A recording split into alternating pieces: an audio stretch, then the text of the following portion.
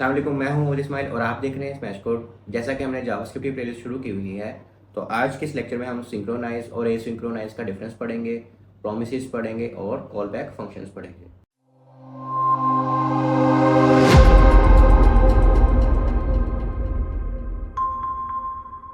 तो जैसा कि हमने देख लिया कि हमने आज एसिंक्रोनस प्रोग्रामिंग पढ़नी है। तो देखते हैं वो होती क्या है। सबसे पहले हम देख लें कि जावास्क्रिप्ट जो है वो बाय डिफ़ॉल्ट सिंक्रोनस प्रोग्रामिंग पे लाई करती है। ठीक है। एसिंक्रोनस प्रोग्रामिंग क्या होती है कि एक ही वक्त में मल्टीपल चीज़ों को करना। ठीक है। और उससे क्या होता है कि आपकी जो ऐप होती है या वेबसाइट होती है वो फास्टर हो जाती है और वो स्मूथर हो जाती है, यानी कि वो और अच्छे से चलती है और अच्छी यूज़र फ्रेंडली हो जाती है। ठीक है। जावास्क्रिप्ट में एसिंक्रोनस प्रोग्रामिंग भी हम यूज़ कर सकते हैं। वही हम देखेंगे कि हमने कैसे करनी है, और बहुत क्रूशियल उसका किरदार होता है, क्योंकि हमने एपीआई के साथ काफ़ी काम करना होता है जावास्क्रिप्ट में, तो जिसमें बहुत ज़्यादा टाइम लग जाता है। ठीक है। तो उस टाइम को बर्बाद किए बगैर हम अगली लाइंस पे चले जाते हैं कोड की, और वो होने लग जाता है, और जब वो एपीआई से डाटा ले आता है तो वो वाला डाटा भी हम यूज़र को दिखा देते हैं। इसमें अगर इसको सिंपल सी एग्जांपल दें कि अगर आप एक कुकिंग कर रहे हैं और अब आपका पानी उबल रहा है, और पानी उबलेगा तो आपने अगली चीज़ करनी है, तो तब तक आप सिर्फ देखेंगे कि पानी उबल रहा है। तो जावास्क्रिप्ट में हम ये नहीं करते कि पानी उबल रहा हो और हम वेट कर रहे हो, हम इससे आगे के काम कर लेते हैं, और जब पानी उबल जाता है तो उसके अंदर सपोज करें चीज़ें डाल के अपना काम कर लेते हैं। ठीक है। अब सिंक्रोनस और एसिंक्रोनस में डिफरेंस क्या है वो देख लेते हैं। सिंक्रोनस क्या होता है कि line by line code execute होता है। जैसे आज से पहले हम पढ़ते आए हैं कि जो हमारा जावास्क्रिप्ट का कोड है वो line by line he execute होगा। पहले लाइन 1, फिर लाइन 2, फिर लाइन 3। पिछले लेक्चर में भी जब हम ब्रेक पॉइंट्स लगा रहे थे तो वो भी देख रहे थे ना, हम line by line code execute होता है। इसको कहते हैं सिंक्रोनस। लेकिन एसिंक्रोनस में ये नहीं होता है। एसिंक्रोनस में ये होता है कि मल्टीपल टास्क एक ही वक्त में एग्जीक्यूट हो रहे होते हैं, और अगर एक टास्क को एग्जीक्यूट होने में टाइम चाहिए, सपोज 1 सेकंड चाहिए, 4 सेकंड चाहिए, तो वो 4 सेकंड ले लेता है अपने, लेकिन हम अगली लाइन पे मूव ऑन हो जाते हैं और अगली लाइन का कोड एग्जीक्यूट हो जाता है। अच्छा, इसमें हमारे पास एक और नया कॉन्सेप्ट है कॉल बैक फंक्शंस का। कॉल बैक का मतलब है दोबारा बुला रहे हैं हम। ठीक है। नाम से ही पता चल रहा है। तो अगर वो भी यही बता रहा है, call back functions are like leaving a note for someone to call you back when they are done with the task. यानी कि अगर एक काम हो जाए तो एक फंक्शन चलाने को कॉल बैक फंक्शन कहते हैं। ठीक है। जावास्क्रिप्ट में ये हैंडल होते हैं, यानी कि अगर कोई टास्क टाइम ले रहा है तो हम देखते हैं जब वो टाइम ले ले अपना जितना भी उसमें टाइम लेना है, जब वो हो जाए हमें कैसे पता चलेगा कि वो हो गया। How? Hold on, bro. How? तब हम एक नया फंक्शन कॉल कर देते हैं, उसको कहते हैं कॉल बैक फंक्शन। मोस्टली ये एपीआई इंटीग्रेशन के अंदर ही काम आता है। अभी हमने एपीआई इंटीग्रेशन तो नहीं की, लेकिन हम उसके कॉन्सेप्ट्स पढ़ रहे हैं थोड़े से। ठीक है।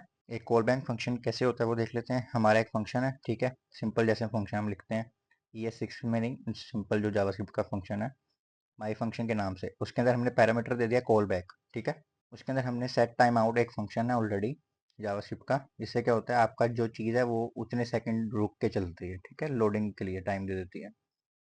उसके अंदर हमने एक एरो फंक्शन लगाया कि एक डाटा है, एक ऑब्जेक्ट है, उसके अंदर नेम उसका ये है और एज उसकी ये है, और कॉल बैक के अंदर जो हमने यहाँ पैरामीटर लिया था ये डाटा हम पास कर रहे हैं। ठीक है।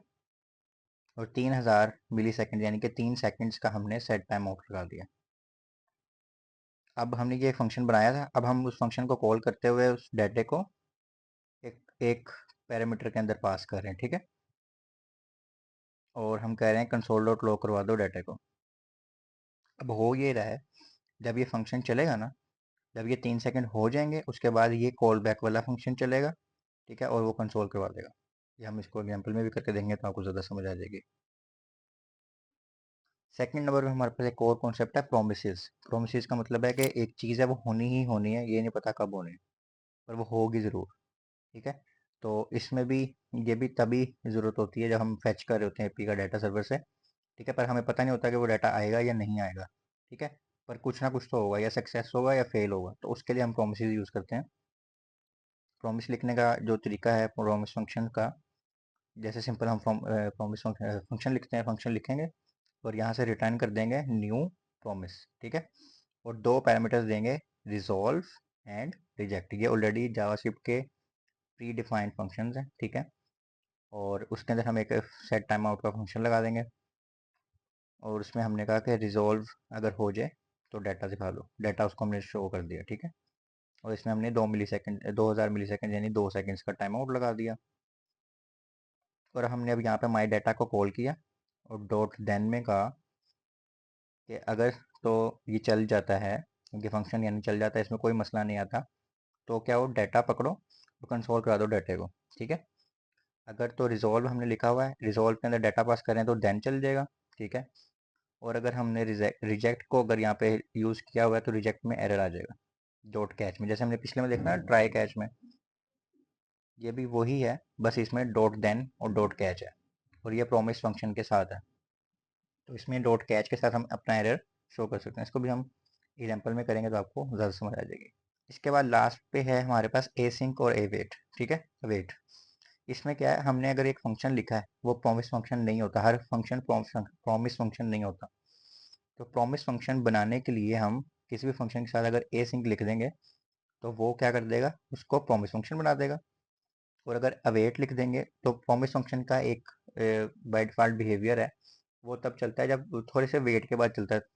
तभी हमने पिछले जितने भी फंक्शन अभी पढ़े हैं पीछे इस स्लाइड्स में, सब में सेट टाइम आउट लगाया है, 2-3 सेकंड का वेट लगाया है। तो अगर आपने वो नहीं लगाना तो आप डायरेक्ट अवेट का कीवर्ड यूज़ करेंगे प्रॉमिस फंक्शन के साथ, तो वो आपका फंक्शन चला देगा। अदरवाइज वो प्रॉमिस फंक्शन में से अगर आप कुछ रिटर्न कर रहे हैं तो वो रिटर्न नहीं होगा। अभी आपके बेशक समझ नहीं आ रही होगी चीज़ें, अभी हम एक एक चीज़ को परफॉर्म करके देखते हैं तो आपको ज़्यादा समझ आएगी। अबे जल्दी बोल, कल सुबह पनवेल निकलना है। ये भी वैसे ही एक प्रॉमिस फंक्शन है, ठीक है, और इसमें भी देन और कैश लग रहा है। इसको ना अब हम कोड में करके देखते हैं सारी चीज़ों को, ताकि आपको समझ आए। इसके साथ एक और हमारी जो चीज़ है जो अभी हमने पढ़ी है, रिजोल्व और रिजेक्ट। रिजोल्व और रिजेक्ट में क्या है, वी विल, ये हमारे बाय डिफ़ॉल्ट फंक्शन हैं, ऑलरेडी जावास्क्रिप्ट ने बनाए हुए हैं प्रॉमिस फंक्शन के लिए, ठीक है। अगर अगर हमारे पास चीज़ सही से सारा कुछ परफॉर्म होती है तो हम रिजॉल्व यूज़ करते हैं। अगर हमें लगता है कोई एरर आ जाएगा तो रिजेक्ट, वही इफ एल्स स्टेटमेंट वाला सीन ही है। अच्छा, सबसे पहले हमारे पास हम देखते हैं सिंक्रोनस और एसिंक्रोनस में डिफरेंस क्या है, ठीक है। तो मैं आपको, वैसे तो मैंने समझा दिया, लेकिन मैं आपको एक एग्जांपल के साथ भी बता देता हूँ कि सिंक्रोनस और एसिंक्रोनस क्या चीज़ है, ठीक है। तो सिंक्रोनस में देख लेते हैं। सपोज हम करते हैं let name is equal to, prompt हमने पढ़ लिया है कि क्या होता है, ठीक है। व्हाट इज योर नेम, इसी की हम एक कॉपी बनाते हैं, इसको कहते हैं जेंडर, ठीक है। उसको कहते हैं व्हाट इज योर जेंडर, ठीक हो गया। और एक कंसोल करवाते हैं यहाँ पे, नेम योर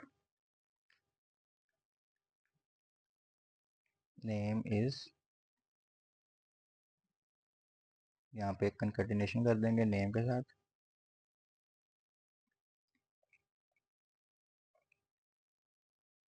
एंड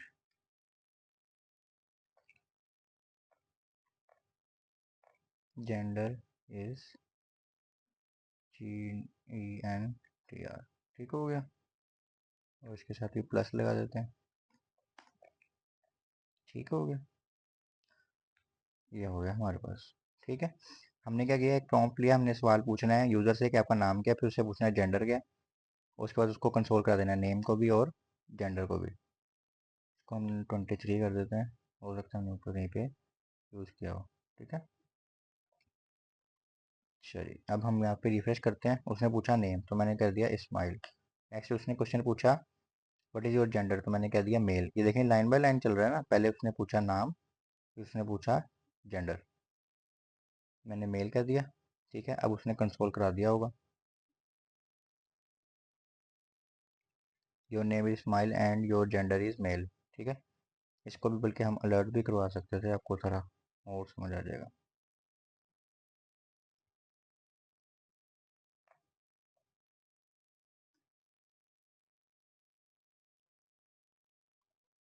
नेम पूछा, नेम दे दिया, जेंडर दे दिया।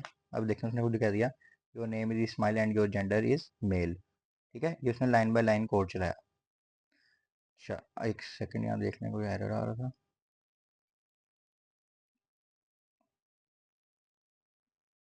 सेवन 60, ठीक है, ये हम खुद ही उसको एरर दे रहे हैं, ठीक हो गया।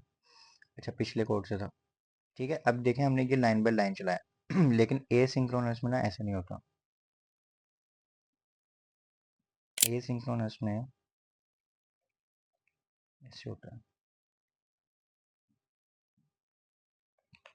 इन तीनों को हम कर देते हैं एक दफ़ा कमेंट, ठीक है।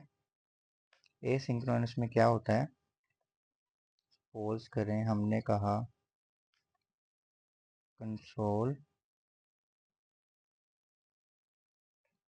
डॉट लॉग, ये हमारी पहली लाइन होगी स्टार्ट, या फिर हाँ स्टार्ट विद दिस लाइन, ठीक हो गया।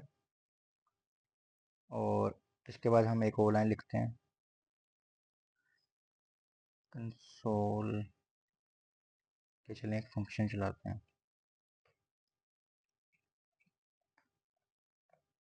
फंक्शन का नाम लिख देते हैं test23, ठीक है। और इसके अंदर सेट टाइम आउट एक ऑलरेडी फंक्शन है जिसमें हम कुछ भी चलाएं तो वो उतने सेकंड बाद चलता है, ठीक है।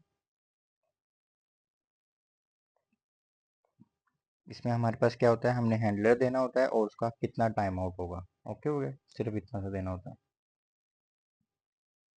इसके अंदर हम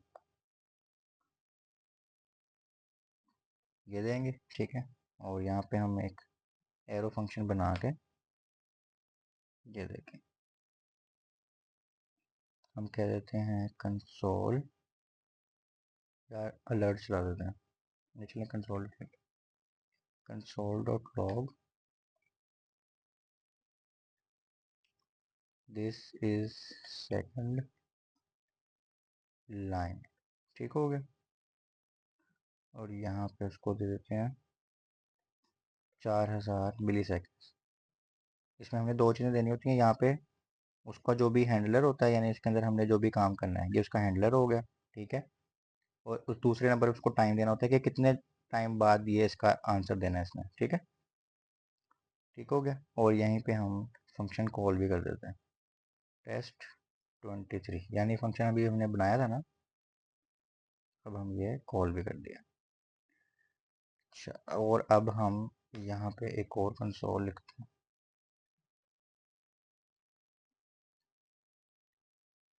एंड विद दिस लाइन, ठीक है।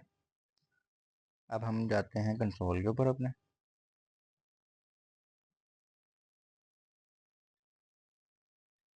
और ये रहा कंसोल, ये करते हैं रिफ्रेश, ठीक है। देखें, स्टार्ट विद दिस लाइन आ गया, एंड विद दिस लाइन आ गया, अभी बीच वाली लाइन चली ही नहीं हमारी, ठीक है। और ये अब थोड़ी देर बाद जाके दिस इज सेकेंड लाइन चला है, 3 या 4 सेकंड जो भी हमने उसको टाइम दिया था ना, हमने उसको 4 सेकंड दिए थे। सपोज मैं यहाँ पे 3000 मिली सेकंड कर देता हूँ, इसका मतलब 3 सेकंड दिए।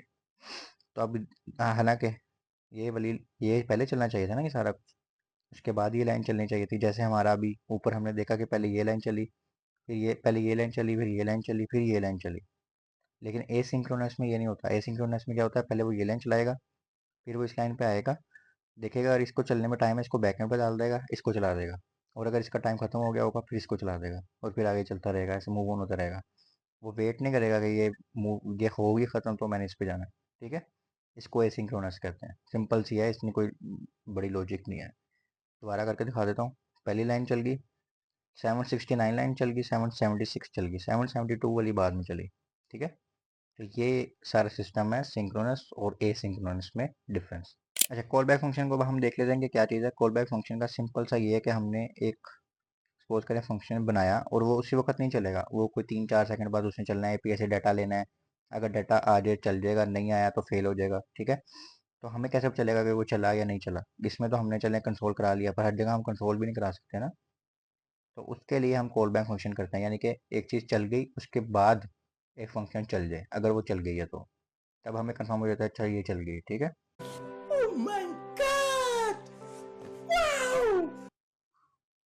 अब हम एक फंक्शन बनाते हैं test24 के नाम से, और इसके अंदर हमें एज अ पैरामीटर ना कॉल बैक लिख लेना है। ठीक है, इसका मतलब है हमें एक पैरामीटर मिलेगा जो कि एक फंक्शन होगा कॉल बैक। ठीक है, हम पैरामीटर ले रहे थे ना फंक्शन में, फंक्शन के अंदर अब हम फंक्शन ही एज अ पैरामीटर ले रहे हैं, तो इतने कोई कंफ्यूज नहीं होना। सिंपल सी बात है, अभी करके देखेंगे, अभी आपको समझ आ जाएगी। अब हम यहाँ पे एक फंक्शन बनाते हैं सेट अमाउंट का। ठीक है, और उसके अंदर हमने एक एरो फंक्शन बनाया,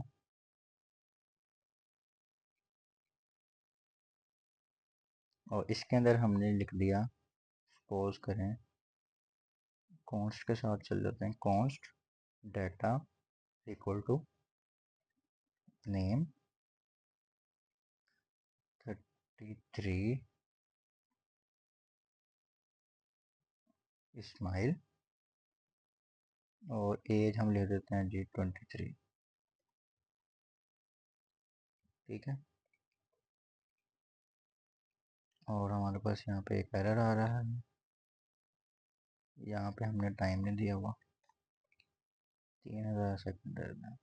ठीक है, और इसके अलावा हमारे पास क्या एरर है, इसको देख लेते हैं अभी। अच्छा, देखते हैं अब हमारे पास यहाँ पे एरर क्या है। ठीक है, यहाँ पे हमने एक इन्वर्टेड कॉमा ज़्यादा लगाया हुआ था, और यहाँ पे हमने कोलन नहीं लगाया हुआ था। ठीक है, तो इसका डिबगिंग कर लेने में थोड़ी बहुत गलती हो जाती होती है। अच्छा, जब हमारे पास अब हमने ये बना दिया, अब हमने एक सेट टाइम आउट फंक्शन लगाया है कि 3000 सेकेंड के बाद, तीन तीन सेकेंड के बाद, ठीक है, ये फंक्शन चलेगा। क्योंकि मैं अब एक एग्जांपल करके दिखा रहा हूँ, एपीआई अभी नहीं लगा रहा, ताकि अभी आपको एपीआई क्योंकि पढ़ाई नहीं है।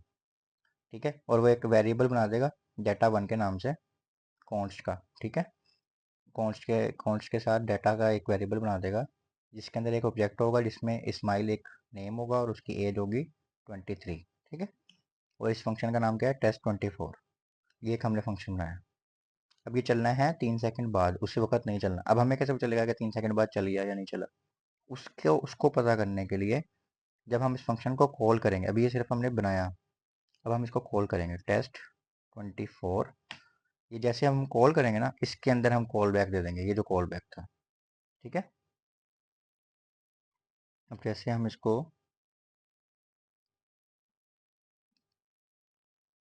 डेटा दे देते हैं। ठीक है,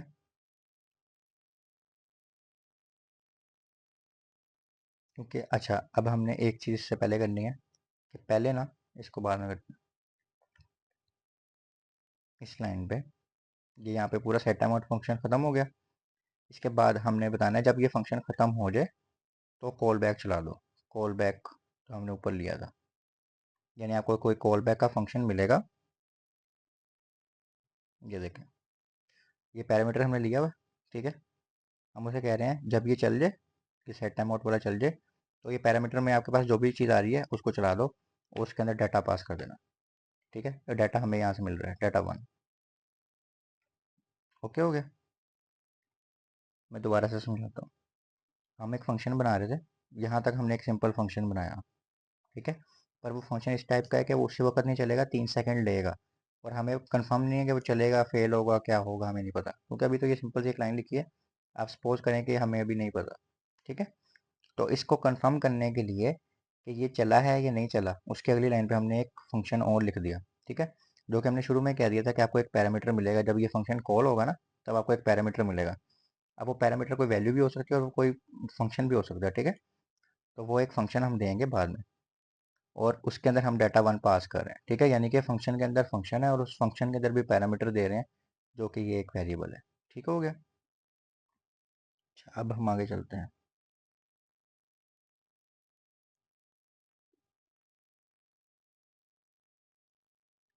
इसको यहाँ पे लिख देते हैं। ठीक है, यानी ये जब ये ऑब्जेक्ट हो जाएगा उसके बाद ये फंक्शन हमने कॉल करना है।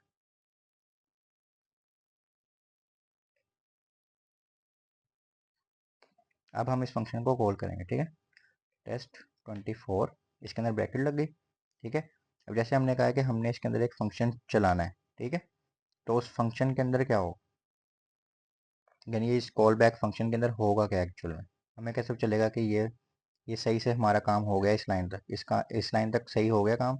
अब इस फंक्शन को हमने चलाना है, तो इस फंक्शन के अंदर हम क्या करेंगे, यहाँ पे हम एक एरो फंक्शन बनाते हैं। हमारे पास ऑलरेडी डाटा वन आ रहा होगा। ठीक है, ये जैसे डाटा वन आ रहा है, ठीक है, और उसको लेके हम कुछ भी परफॉर्म कर सकते हैं, कंट्रोल करवा सकते हैं।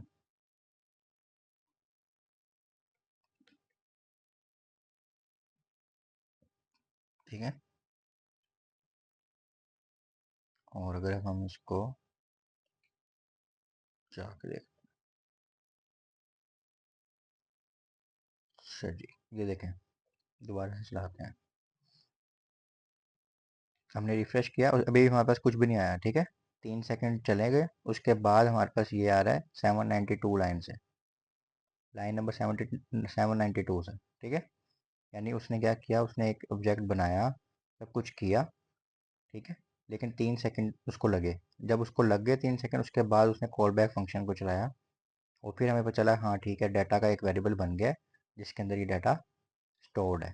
ठीक है, तो इससे हमें एग्जैक्टली समझ आई कि हमने एक फंक्शन चलाया जो कि 3 सेकंड के डिले से चला, और जब चल गया उसको कंफर्म करने के लिए हमने एक कॉल बैक फंक्शन लगाया था। ठीक है, और उसके अंदर हमने कुछ भी हम उसके अंदर लिख सकते हैं, उस डाटा के साथ खेल सकते हैं, उसके अंदर फर्दर कोई लॉजिक लगा सकते हैं।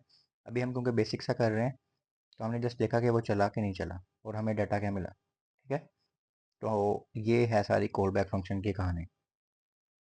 इसके बाद हमारे पास जो है ना, वो है प्रोमिसेस। ठीक है, प्रोमिसेस का मैंने आपको बताया है कि वो भी एक फंक्शन ही है, टाइप ऑफ फंक्शन ही है, और वो भी इस तरह की फंक्शन है कि उसमें डिले होता है। ठीक है, एपीआई से डाटा आ रहा होता है, फेच कर रहे होते हैं, सर्वर से डाटा आ रहा होता है, कभी फेल हो जाता है, कभी नहीं फेल होता, और डाटा क्या आता है उसके ऊपर कंडीशंस लग सकती हैं। ठीक है, तो उसके लिए हम प्रोमिस फंक्शन बनाते हैं। ठीक है, प्रोमिसेस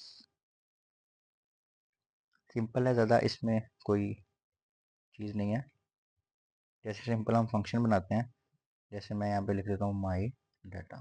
ठीक है, और मैंने ये फंक्शन बना दिया।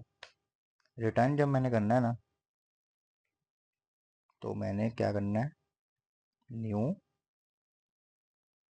प्रोमिस, और अब इसके अंदर मैंने एक और सपोज करें फंक्शन ही बना रहा हूँ। ठीक है, अब आपको एक और चीज़ इसमें नहीं आ रही है कि इसके अंदर हमें दो पैरामीटर्स मिलते हैं, रिजोल्व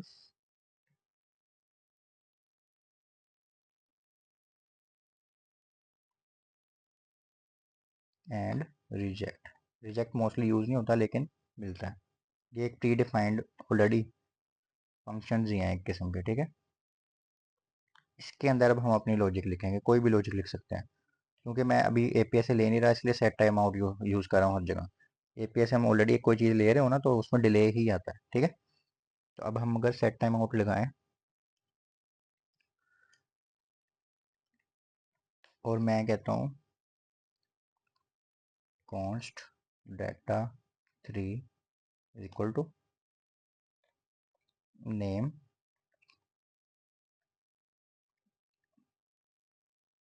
स्माइल एज 20।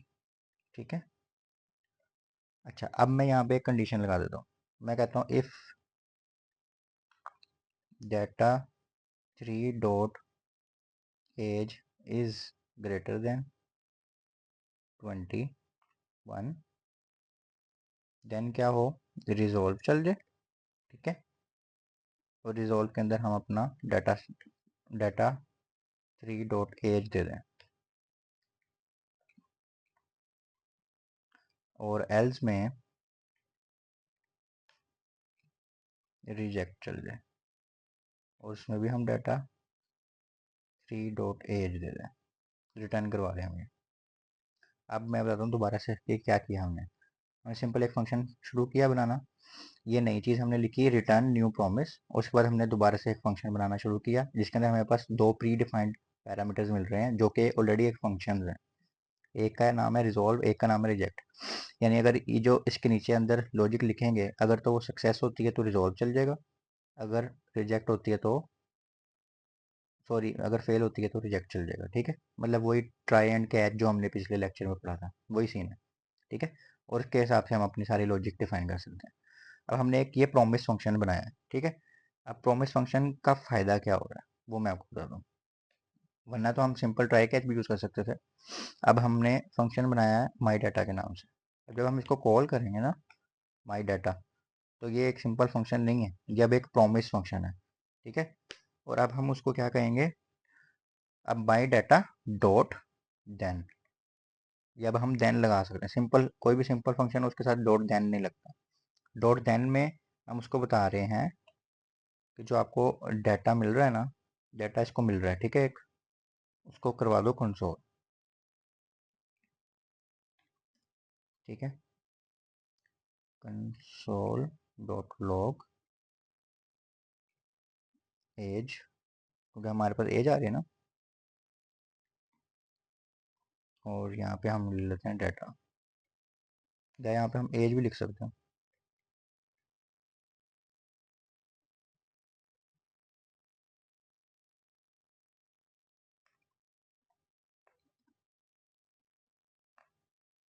और इसको हम अगर अच्छे से लिखें तो इस तरह लिख सकते, डॉट कैच। अब इसके अंदर हमारे पास आएगा एरर। ठीक है, यानी कि अगर वो एल्स में चले जाता,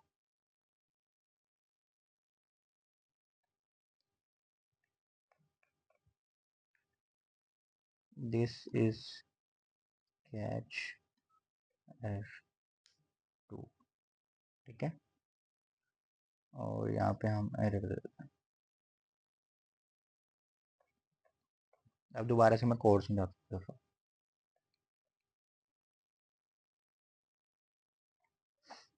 ठीक है, मैं जूम आउट थोड़ा सा कर लिया ताकि आपको एक्चुअल नज़र आए सारा। ये एक फंक्शन हमने बनाया और हमने उसको कहा रिटर्न न्यू प्रॉमिस। इसके अंदर हमारे पास दो पैरामीटर्स ऑलरेडी मिल रहे थे, दो जो कि ऑलरेडी एक फंक्शन है। रिजॉल्व को आप ले लें कि अगर सक्सेस होगा तो रिजॉल्व चलाना है हमने। ठीक है, हमने एक लॉजिक बनानी है ना उसके हिसाब से।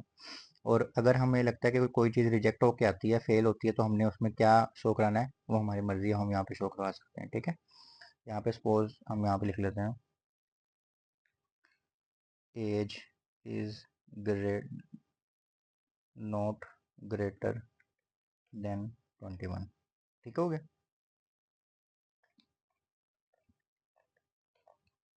ठीक है, यानी कि हमें पता है कि अगर तो एज 21 से ग्रेटर देन हो तो वहाँ पे एज रिटर्न करवा दो। ठीक है, अदरवाइज उसको बताओ कि एज ग्रेटर देन 21 नहीं है। ठीक है, यानी यहाँ पे हमारे पास एक प्री डिफाइंड फंक्शन आ रहे थे एज अ दो पैरामीटर। अब हमने जब इस फंक्शन को कॉल करना है ना, तब हमारे पास दो बन गए। डॉट देन अगर हम लगा देंगे तो रिजॉल्व वाला चल जाएगा। ठीक है, रिजॉल्व में जो सक्सेस आएगी वो ये डॉट देन में चल जाएगा। और अगर खुदा ना खास्ता इस फंक्शन से हमें कोई एरर आता है तो वो डॉट कैच के ज़रिए एरर शो कर देगा। अब हम ये देखते हैं इसको भी चला के, ये देखें error age is not greater than 21। ठीक है,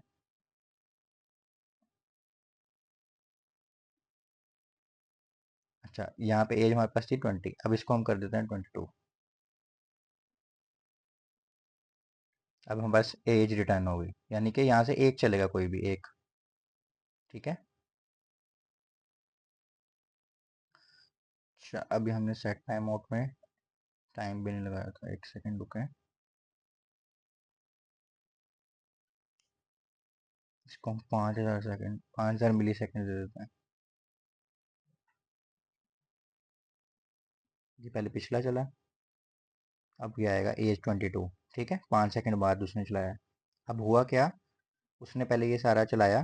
ठीक है, उसने देखा ये अगर कंडीशन ट्रू हो रही है तो उसने रिजॉल्व चलाना है। ठीक है, अब रिजॉल्व भी चला नहीं देना उसने, उसने यहाँ से डॉट देन चलाया है।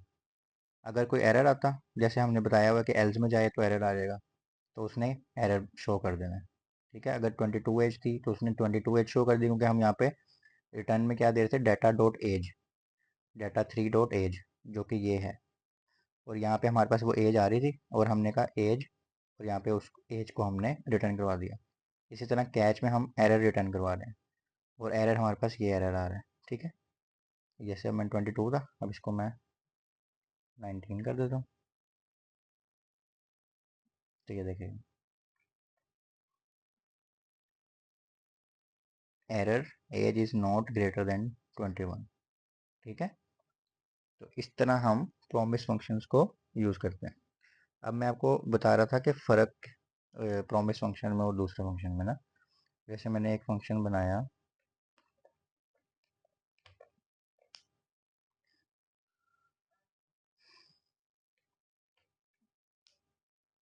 टेस्ट 25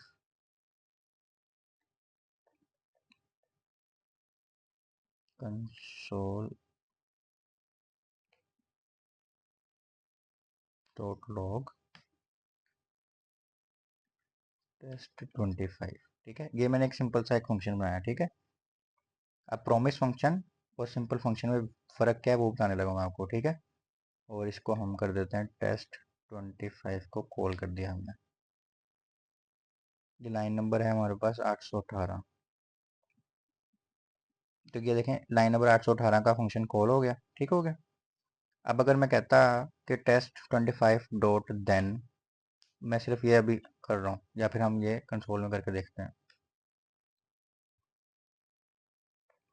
अब मैं यहाँ पे कहूँगा अगर टेस्ट 25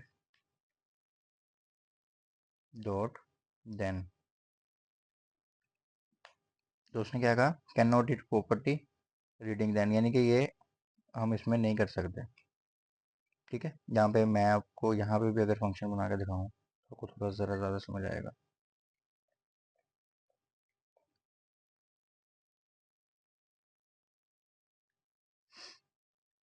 अच्छा, अब हमने टेस्ट 25 को कॉल किया और डॉट देन लगाने की कोशिश की, ठीक है। तो उसने कहा कि हम नहीं लगा सकते, लेकिन अगर हमने यहीं पे एक प्रॉमिस फंक्शन लिया हो, जैसे ये था,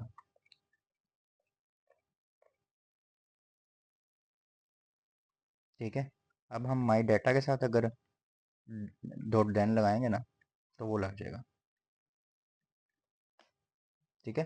प्रॉमिस पेंडिंग आ गया क्योंकि वो भी फंक्शन हम चला नहीं रहे, क्योंकि देन के अंदर हमने नहीं बताया।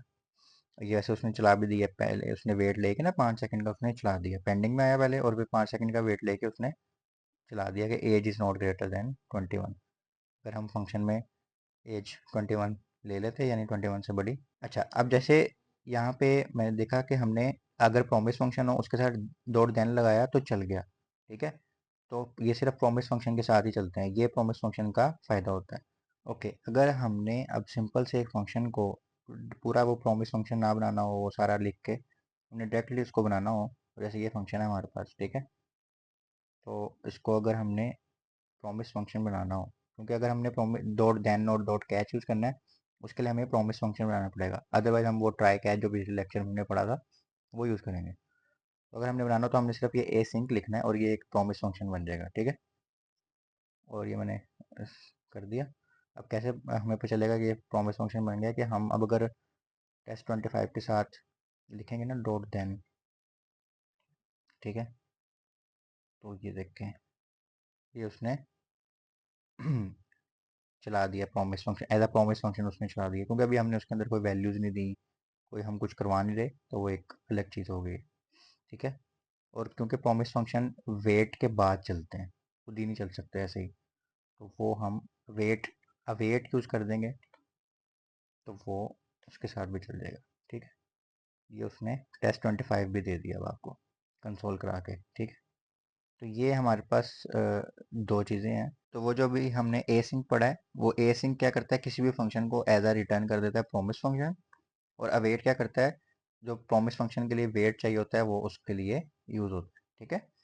तो ये हमारे आज के लेक्चर की जो चीज़ें थी काफ़ी सारी थी, लेकिन ये काफ़ी इंपॉर्टेंट लेक्चर है, और आगे जाके आपके प्रॉमिस फंक्शन और ये सारा कुछ बहुत ज़्यादा यूज़ होगा। तो इसकी खूब प्रैक्टिस करिएगा, जो चीज़ समझ नहीं आई उसको पूछिएगा, फेसबुक के ग्रुप में आप पूछ सकते हैं, इसको रिपीटली देखिएगा, प्रैक्टिस कीजिएगा, कोई एग्जांपल डिफरेंट यूज़ करके देखिएगा, और इसको समझने की कोशिश कीजिएगा, स्टेप बाय स्टेप समझने की कोशिश कीजिएगा, आपको समझ आ जाएगी इंशाल्लाह। मिलते हैं अगले वीडियो में, अपना बहुत सारा ख्याल रखिएगा, अल्लाह हाफिज़।